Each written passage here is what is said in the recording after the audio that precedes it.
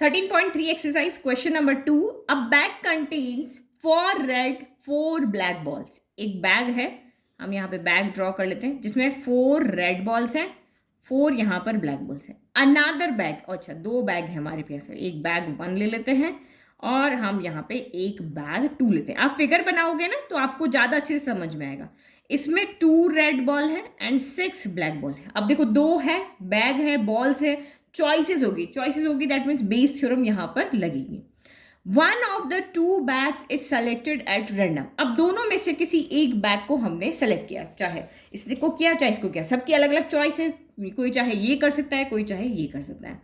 And a ball is drawn from the bag which is found to be red. और फिर उसमें से हमने क्या किया, उस बॉल को निकाला और वो बॉल जो आई है वो कौन सी आई है, रेड आई है. Find the probability that the ball is drawn from the first bag. तो आपको कहा कि आपने दोनों बैग है, दोनों में से कोई भी बैग को चूज करो और फिर देखो कि आपकी उसमें से रेड बॉल निकालना है. आपको क्या निकालना है, रेड बॉल निकाली आपने. लेकिन आप ये प्रोबेबिलिटी फाइंड करके बताओ कि जो बॉल आपकी निकली है वो फर्स्ट बैग में से निकली है. तो चॉइसेस आ गया, बेस थ्योरम आ गया. अब हम ये लास्ट वाली लाइन जो है उसको बाद में पढ़ेंगे. लास्ट वाली लाइन हमारा है वो फॉर्मूला लगाने के लिए. सबसे पहले आपने बैग को चूज किया, मैंने बैग 1 को चूज किया, तो प्रोबेबिलिटी कितनी हो जाएगी, फेवरेबल अपॉन पॉसिबल. तो इसकी प्रोबेबिलिटी भी 1/2, क्योंकि 1 और 2 कंडीशन है, फेवरेबल 1 और पॉसिबल 2. यहाँ भी कितनी हो गई, 1/2 गया. फिर इसने कहा कि अब उसमें से क्या निकालनी है, रेड बॉल निकालनी. तो इसमें से रेड बॉल निकालने की प्रोबेबिलिटी कितनी हो जाएगी, 4/8 हो जाएगी. ठीक है, यहाँ कितनी हो जाएगी, 4/8 हो जाएगी. और यहाँ रेड निकालनी है तो ये 2 कितनी हो जाएगी, 8 हो जाएगी. तो अब प्रोसेस से चलो, हम आए, हमने बैग 1 को यहाँ पर चूज किया. तो बैग 1 अगर सेलेक्ट हो रहा है तो ये उसके फेवरेबल आउटकम हो गए. यानी फेवरेबल आउटकम कितने होंगे, 1/2 इंटू 4/8. पहले वाला जो काम किया वो दूसरे का, दोनों का प्रोडक्ट. और अगर ये वाला बैग चूज होता है तो इसका फेवरेबल आउटकम कितना हो जाएगा, ये वाला. ठीक है, तो दोनों फेवरेबल, जितने भी फेवरेबल आउटकम्स हैं उनको अगर आप ऐड करते हो तो वही आपके पॉसिबल आउटकम हो जाते हैं. क्योंकि हमें find the probability that the ball is drawn from the first bag, यानी कि फर्स्ट बैग से बॉल निकालने की प्रोबेबिलिटी क्या है, तो ये आपकी फेवरेबल आउटकम्स हो गए जो ऊपर आएगा. और नीचे क्या होता है, पॉसिबल आउटकम. तो पॉसिबल आउटकम 2 ही है, या तो इस बैग में से निकलेगा या इस बैग में से. तो दोनों का सम करके नीचे आ जाएगा. ये मैंने आपको जब बेस थ्योरम समझाई थी तब बहुत अच्छे से एक्सप्लेन किया था. लेकिन इस प्रोसीजर से अगर आप क्वेश्चन को करोगे तो कभी भी आप भूलोगे नहीं. फॉर्मूले के थ्रू करोगे तो आप फिर भी भूल जाओगे. तो ये हमारा आंसर होगा, दिस डिवाइडेड बाय ये दोनों. अब लिखना कैसे, क्या करना है, इसको हम अब टर्म, मैथमेटिकल टर्म में लिखेंगे. ठीक है, तो क्वेश्चन का आंसर हमें सिर्फ 3 चीज लिखनी होती है, E1 E2 और E. तो E1 E2 तो जो आपको चॉइसेस है, E1 मीन्स फर्स्ट बैग को चूज करने की, E2 मीन्स सेकंड बैग को चूज करने की.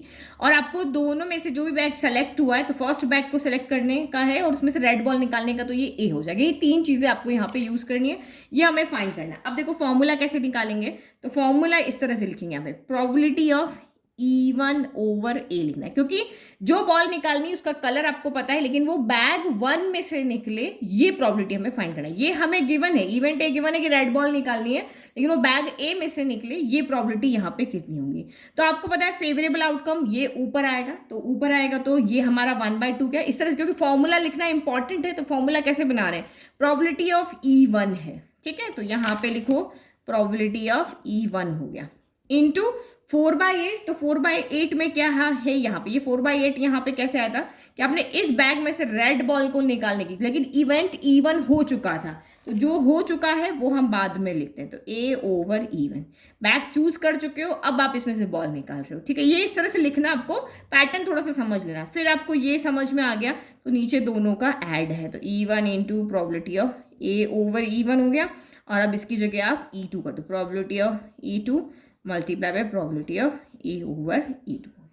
ठीक है, बस अब वैल्यू रख दो. अब आपको यहाँ पे तो कुछ देखने की जरूरत ही नहीं है, ये आपको पता है फेवरेबल आउटकम कितना है, 1/2 इंटू 4/8 है. और पॉसिबल आउटकम इन दोनों का, यहाँ पे ये फेवरेबल और ये दोनों का सम जो है वो आपका पॉसिबल है. तो ये हो गया 1/2 इंटू 4/8 प्लस 1/2 इंटू 2/8. इसको सॉल्व कर लेते हैं. तो देखो 2 से आपका ये 2 कैंसिल हो गया, तो नीचे हम एलसीएम क्या करते हैं, 8 को ही रहने देते हैं.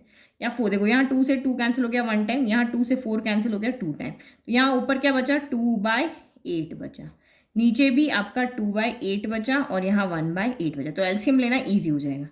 2/8 हो गया, एलसीएम कितना आएगा यहाँ 8, 2 + 1 3। तो ये इसको सॉल्व करो तो 2 वैसे भी डिनोमिनेटर सेम है तो कैंसिल हो जाते हैं, तो ये 8/3 हो गया, 8 से 8 कैंसिल हो गया, आंसर कितना आ गया 2/3। यानी प्रोबेबिलिटी ऑफ आपने रेड बॉल निकालना है और बैग 1 से निकालना है, उसकी प्रोबेबिलिटी कितनी है 2/3 है। तो आई होप आपको क्वेश्चन अच्छे से समझ में आया, कैसे चलाना है दिमाग वो भी समझ में आया, कैसे क्वेश्चन को लिखना है वो भी समझ में आया।